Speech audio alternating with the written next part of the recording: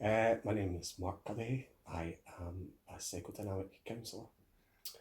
I have a private practice in Glasgow, and I am a member of the British Association of Counsellors and Psychotherapists. That's it. BACP. Do you listen to music? All the time, constantly. Whenever I'm travelling, whenever I'm walking somewhere, constantly. Music has sometimes been described as a core human experience. It is intertwined with many basic human needs. And sometimes it also has been described as the universal language of mankind. Do you think they have a point? I think that's an anthropologist's question, to be honest with you. From my point of view, yes. I think you only need to look at how bands play in lots of different parts of the world, and that you don't know the language, and it just picks up and it doesn't matter. It's just phenomenal. The thing in my head is the Beatles in Japan. How would that, or in Indonesia? You could go, okay, well, Japan was back in the 50s, there's big American influence and blah blah blah. So how did they pick up in Indonesia? It's just phenomenal. I think music is one of those, for me, it's one of those core fundamental things that just hits the very essence of who I am. And where do you think your sort of your love or your connection with music comes from? Is it personal? Is it a family thing, do you think? Or is it... Yeah, it certainly is. I think everyone's got it to a certain extent. Even people that don't, that say that it's music, it's in the background or something like that, they'll still have it on, they'll still have it in the background. My dad would talk about how when I was still in the pram, they tried to watch Starsky and Hutch one night, but it was the last night of the proms or something like that. I think it was the last night of the proms, and they couldn't change it. They couldn't change the TV. So again, back in the day when I was, so this will be 3 channels, and so it must have been on BBC Two, and they couldn't change it because I was just so engrossed on watching the last night of the proms. Probably wasn't the last night of proms. He talks about it being the last night of the proms, but it was probably certainly the proms. Have you ever used music in a therapeutic environment? Yeah. I give clients homework. And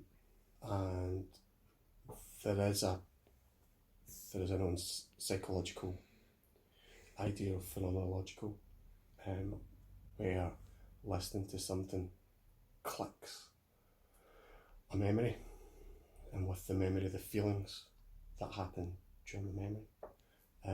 So I do get clients. I've been known to get clients to listen to certain forms of music as homework. Don't do it in a therapeutic session. And we're psychodynamic. We just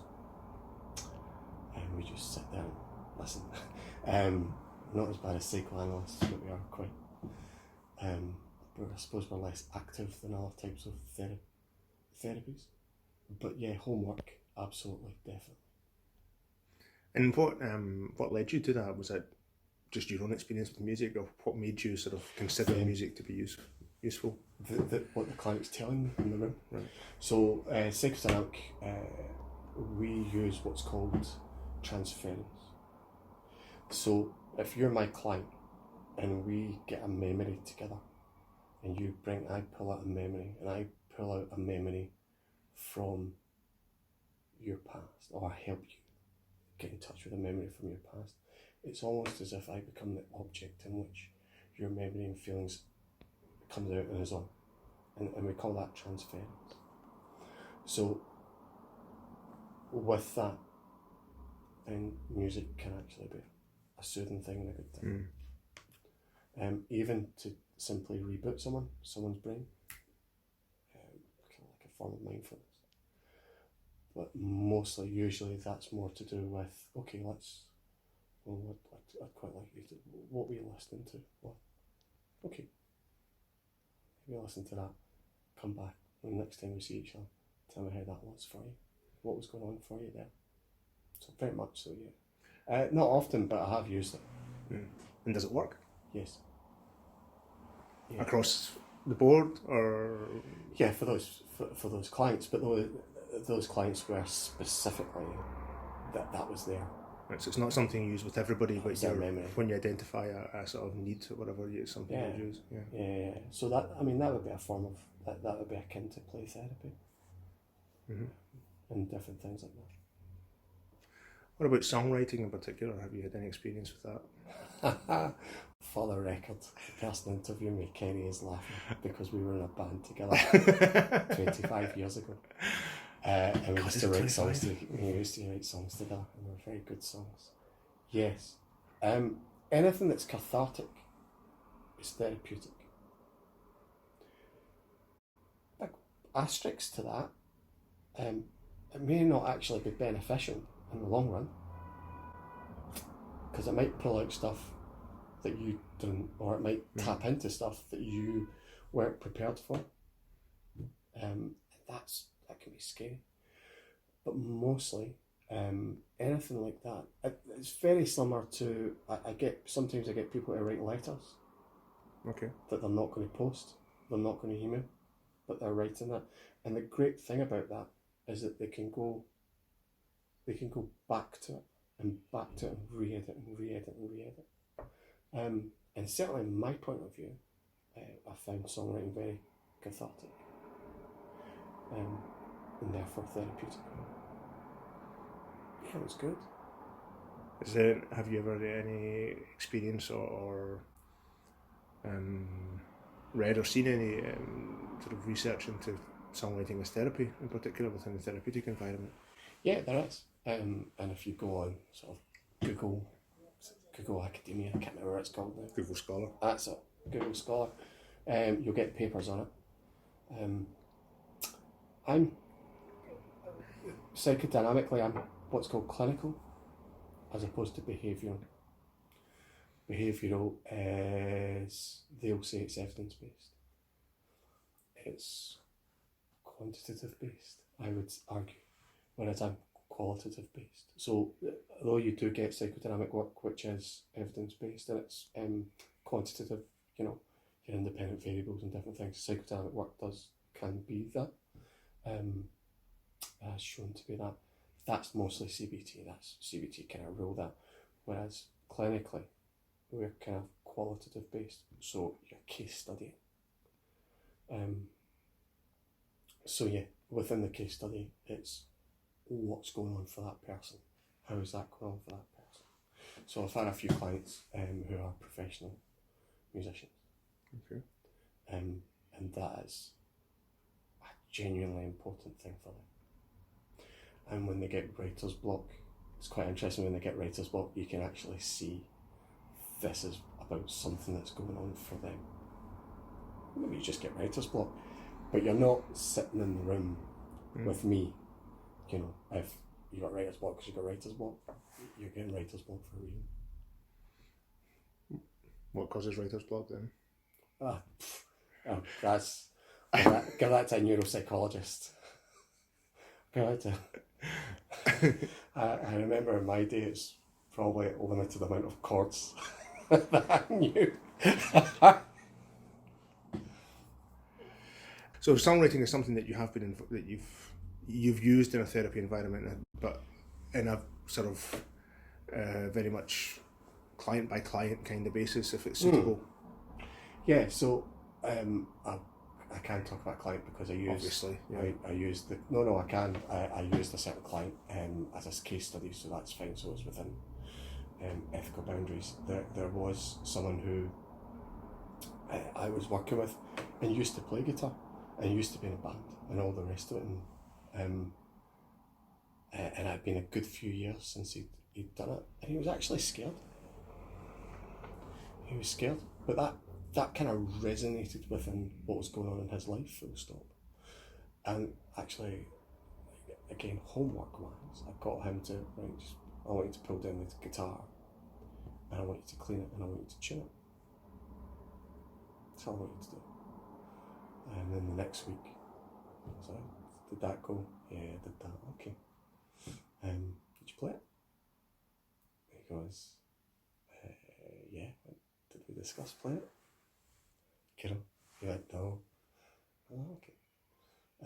That's fine. And then so on and so forth. But what I found certainly, is there was a couple of times when we were doing that in the homework and I was like, but no, I couldn't touch it, couldn't look at it. Because everything's embodied in that guitar for him. Everything. It was very kind of being is there for him. So in the end, therapeutically, his ability to actually sit down and play the guitar and play, first of all he was playing covers, then he went back to his old songs, and then he started playing again. That was pretty amazing actually. And the way he was describing it and what he was feeling by doing it, that was pretty amazing. And it really worked for him. But it was a hell of a journey for him, and it wasn't smooth for him. But then he is a musician. He's someone like you who is writing, playing, producing, all of those sort of things. So it was like a core of his being. What about songwriting with non-musicians? Have you ever seen or had any experience of that with clients or? No, I am aware it is, and it happens in Glasgow. And there's lots of different types of sort of group therapies. There's art therapy, and that can be one-to-one and thing. But there's yoga therapy, and there's been songwriting therapy. The thing about therapy and therapists, there's no legal term for it in Britain, the way there is in the United States. So anyone can claim to be a therapist, which is a bit worrying. However, the ones which I've known about, whether it's art therapy or music therapy or writing therapy or anything like that, they've all been done by therapists or psychologists or counsellors or psychotherapists in a way of therapeutically, and it tends to be, maybe the exception of art therapy, it tends to be as a group. So yeah, no, it does happen. It's really, really good. And if you think about it, if you've got Govan Hill, where there's a lot of refugees in Govan Hill, and that coming together, and that getting people out and be part of the community, and getting them involved in things which will include music and different things, bands and different things like that, which is phenomenal, absolutely phenomenal. In fact, is it the Venezuelan Orchestra? There's a version of that, isn't there, in Stirling? Is there? Yeah, there's a version of that in Stirling, I believe. And I think they're trying to put one together in Govan Hill.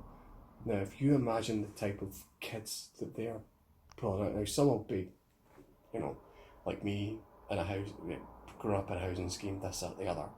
Some will have deep psychological scars from their backgrounds and different things like that. And that can only be therapeutic for them. It can only be therapeutic for them. The sense of camaraderie, the sense of being able to do something. We also know from psychological studies that picking up a musical instrument and learning a musical instrument actually makes connections in your brain. It helps you, especially when you're young. So it can only be a good thing. And sometimes for people like that, I don't know, I'm not involved. I can only think of case studies of different things, but I imagine it's the same for people like that. Just that idea of being able to go there, be part of this, whereas, there might be 7 people in your flat, 7 to 10 people in your flat. I mean, you might know who all they are and different things like that. So, I mean, there's clearly politics that goes on in Govan Hill, but to be able to go to somewhere like that and do that must be amazing for them. And therapeutically, and it would be therapeutic. I read a case study about the case of a senior citizens residence home in San Francisco, where they were doing sort of songwriting therapy or songwriting as a group. And it was really interesting because they had this particular one. They had two very distinct sort of ethnic or national, if you like, backgrounds. And you had one strong group, I can't remember where they were from particularly, but there was one strong group that were, if I remember, they were Hispanic, so Spanish was their first language. And then there was another group that were, I think, African American, Afro-Caribbean, something like that, but English was their first language, and they were very, there wasn't so much, there was a little bit of tension, but it was more the fact that you had two very distinct groups within what should be one group, and it was very difficult to connect. So they'd ended up in this group through the sort of songwriting workshops that they were doing. They had ended up with one person with them writing one song in Spanish all together, and then another time writing one song in English all together. Yeah. So kind of like both kind of not quite being forced, but both kind of like working with each other to embrace the other's culture, and therefore kind of discovering each other and crossing over that line. But at the same time not being forced to, because it's not their own culture, so they would kind of just sit and experience, but within the same room. And it's the results they got from what seems like a relatively simple sort of procedure was actually huge. It's very easy for human beings, and again, but you'll get a lot of social psychology on this. It's very easy for human beings to be in groups and therefore to feel enemies with each other. We know about that. It's realistic conflict theory. There's all kind of different ideas from psychology about that.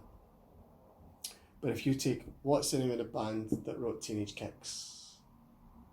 Undertones from Derry. So notice what I just said there. Derry. I didn't say London, Derry. When I was growing up, I was reminded that in my family we don't say London, Derry. That was a nice way of putting it. Yeah.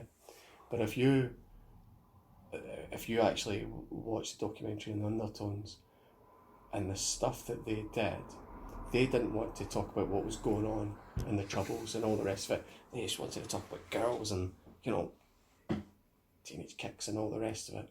And that was the first time there would be people at a gig who would be mingling with one from the other side. Yeah.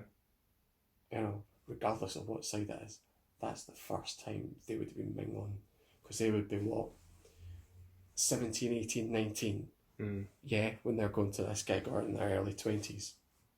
So traditionally they would have been near each other. Then from the actual troubles onwards, from 71 onwards, in fact there was troubles before that as well, wasn't there? So, but it all properly kicked off, as it were, and from 71. They wouldn't have known each other. They would have been near each other. They would go, they probably walk around with horns in their heads and stuff like that. And, and you giggled at it, and I said it flippantly. That's historically correct. That's what one side's saying about the other side.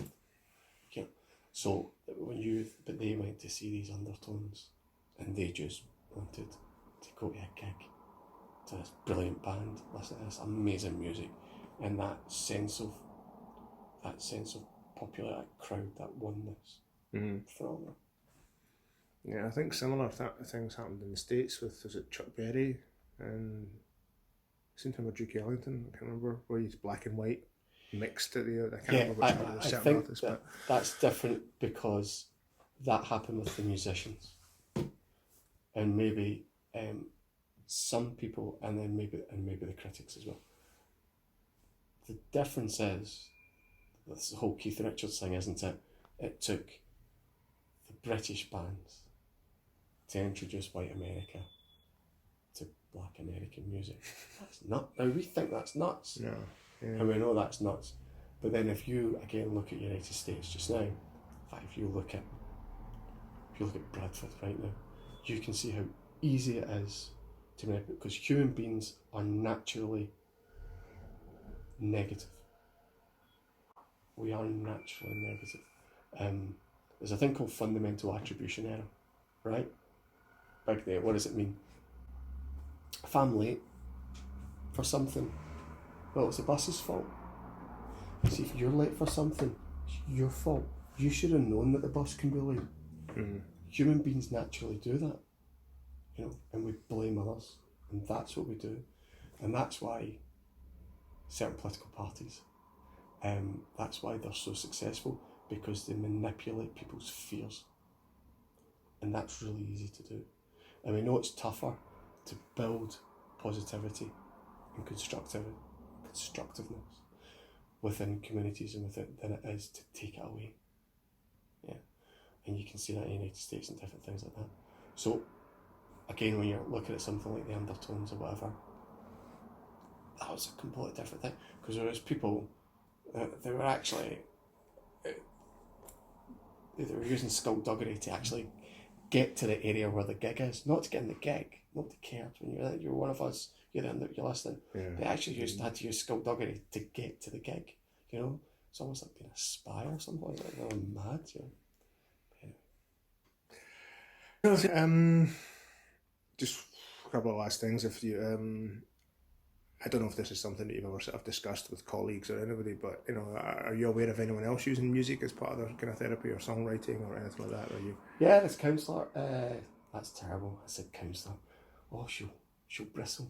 Psychotherapists. See, there's a thing between counsellors and psychotherapists. You know, you would go, who knew there is? There's a psychotherapist who works privately, who I know, fantastic person, and she does music therapy out of Glasgow Uni. Yeah. And she's very, very good. Do you think music should take a greater role in therapy than it does already? If we can get more people into any therapeutic thing, that would be great. And that would be brilliant.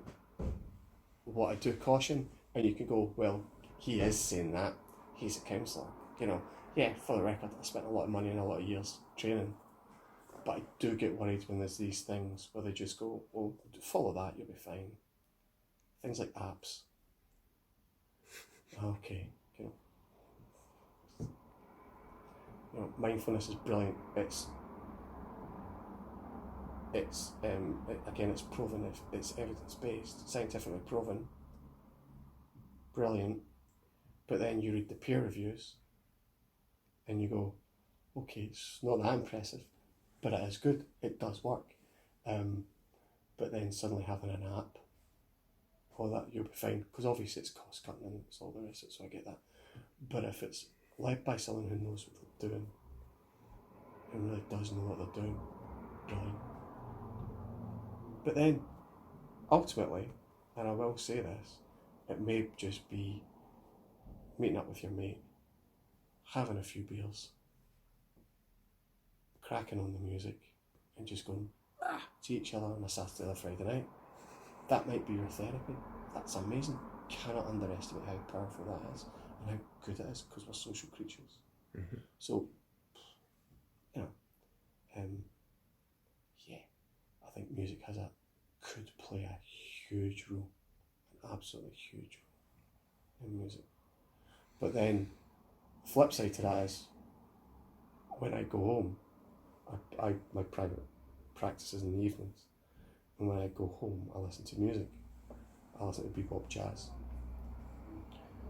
And the reason I listen to bebop jazz is because although it has emotion and different things like that, I like its technicality. I like the idea that it's transporting me away to the late 50s New York or whatever, downtown New York or whatever, as opposed to listening to an album or something which has that connection for me. Yeah. Because I've just been working with people for 2-3 hours where everything's come out. I'm not escaping, I'm decompressing. Yeah. That looks like a good place to end our interview. Thank you very much for your time. Thank you.